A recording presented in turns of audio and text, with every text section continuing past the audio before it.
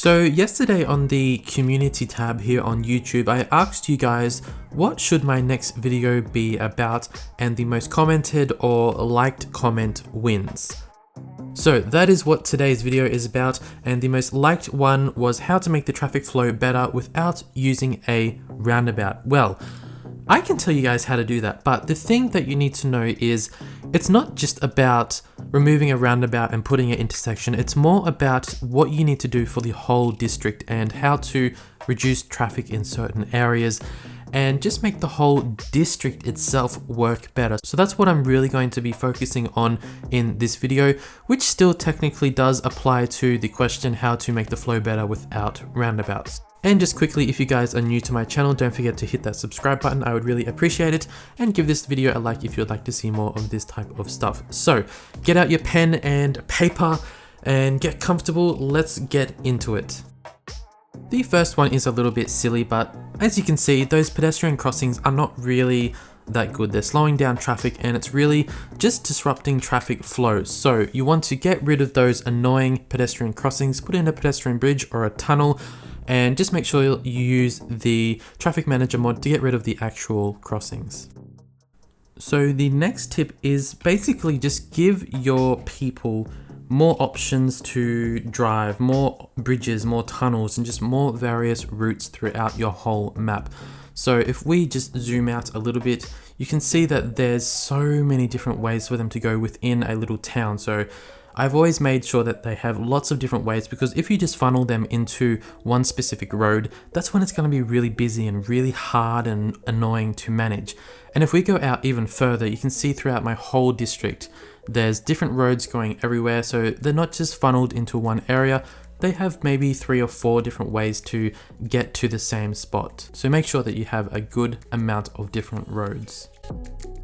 Next, you don't want random bits of traffic to barge straight in onto your main roads. So put in some more give way signs and stop signs, because those will stop those annoying bits of traffic that just barge straight in. So for example, here the priority road would be the bus lane road, and then we don't want all of the traffic from these little smaller roads to barge straight in and disrupt the flow. Now, if you don't have the traffic manager mod, you can also use the in-game stop signs, which will basically do the same thing. Okay, you guys, take note of this one, because this is what I see all the time. Make sure if you're doing a bus stop, give them their own space for the bus to stop. Because if we look here, if the bus just stops like that, look at all the traffic that it holds up. And if you just do a bus stop on an ordinary road, the buses sometimes don't actually pull over fully, so the cars behind them are still going to wait. So what you can do is something like this. So you can just make sure they go right off the main road, have their own little specific bus lane, and it's going to make things so much better. Now, speaking of public transport, obviously the more public transport you have, the less amount of vehicles you're going to have on your roads.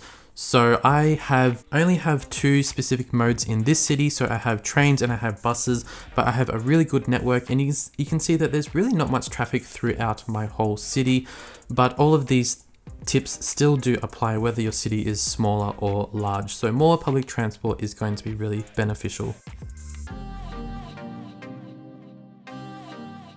Another great thing to do is to actually ban right-hand turns. So you can see right here, the traffic is trying to cut in front of the oncoming traffic, and it's a mess. It's fine for really, really small amounts of traffic, but once you have a good flow, you might want to remove the actual right turn, and I guarantee you things will flow easier. But the only thing that you need to remember is when you're banning them from going right, you need to make sure that you still have another way for them to get from wherever they're going. So you need to find out where they're actually going. So you can do something like this. I've banned the right-hand turns here and over here. So I've actually put in this bridge that goes over the top. And basically what that does, it removes the crisscrossing of traffic.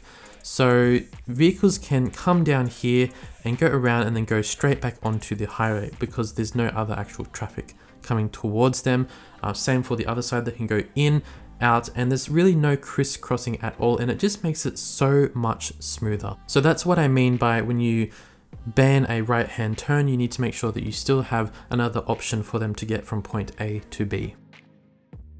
Now, since you're not going to have many roundabouts or no roundabouts at all, you're obviously going to have a lot of big, annoying intersections. So this is when you'll really need to do time traffic lights. Now, I'm not giving you guys a tutorial on how to do that. I'm sure there's some already on YouTube that you can find, but if I were to go through that, it's kind of like its own little video and it would take too long. So learn how to set that up because it's really, really, really going to help. It is tricky, but once you get it going, it is so satisfying. I'm not even joking. It's so satisfying. Check it out, learn how to do it. You won't regret it. Another really handy thing to do, even with roundabouts or without roundabouts, slip lanes are really important, or you can also call them as bypasses. But first of all, let's look at slip lanes. So for example, here we have this hard intersection with the traffic lights, and I wanted cars to be able to just flow straight past that without having to wait in traffic. So that's what that little slip lane is for, and it's really, really handy. But if we look at something on a bigger scale, we have all these different little towns, and originally traffic had to go all the way straight through here. It was really windy, it was slow, but I've slowly been building this bypass road which will connect up all the other towns and villages, and things will flow faster and it'll reduce the amount of traffic in the actual towns itself. And if we go over here and look at this smaller village, so we can see we have these two main roads that connect into the actual village, but instead I've added in this bypass which bypasses all of the village people. Maybe not so good for businesses, but it's probably good for the residents because it's quieter and it's faster for the traffic to flow straight through from village to village.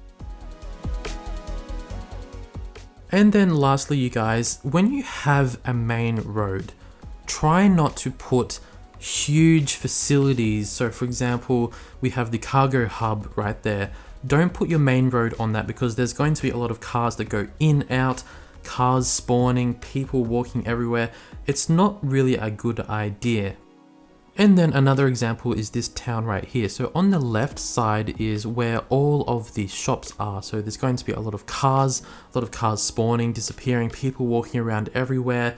It's going to be a little bit messy. And then on the right side is where the main road is. So it's disconnected just to keep those two bits of traffic separate. Another example is right here. So we have the main road along the front and then the shops are right there, maybe a block or two back, and there's parking just so it's off the road, it's separated and it's not disrupting that traffic.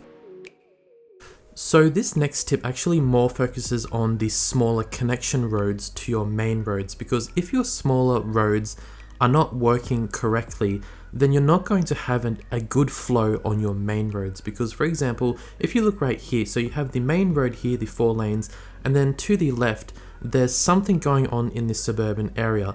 So what's going on is there's some traffic lights that are not wanted in there, and it's backing up all of this traffic back up onto the main road.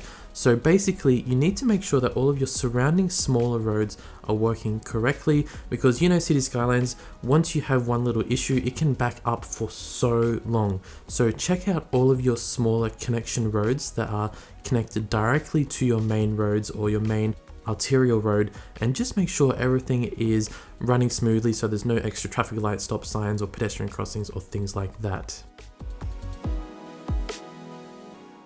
And then lastly is my favorite, is pathways. I love pathways. It's like public transport. More pathways you have, the more they're going to walk and cycle, and which is going to reduce the amount of cars. So guys, there we go. I know it's a lot of different tips, but there isn't exactly one specific tip that I can give you that is going to make your traffic flow better without roundabouts. So like I said at the start of the video, it takes a lot of smaller things throughout your whole district that will eventually all connect and reduce the amounts of traffic in certain areas, overall making your flow better. But if I was to try and say like one bit of advice for doing a better road flow without roundabouts, it's probably time traffic lights. Once you learn how to do that, it is quite easy. It does take a while to learn, but obviously if you don't have a roundabout, you're going to have a lot of intersections, and when you have an intersection, you're going to need traffic lights. So learn how to do that and you should be on your merry way. But don't forget all of the other things that I have said in the video, because they are really beneficial. And like I said, they all come together. Even though they're all small random things, eventually they all connect and it makes everything so much better. So thank you guys for watching, and I'll see you all next time.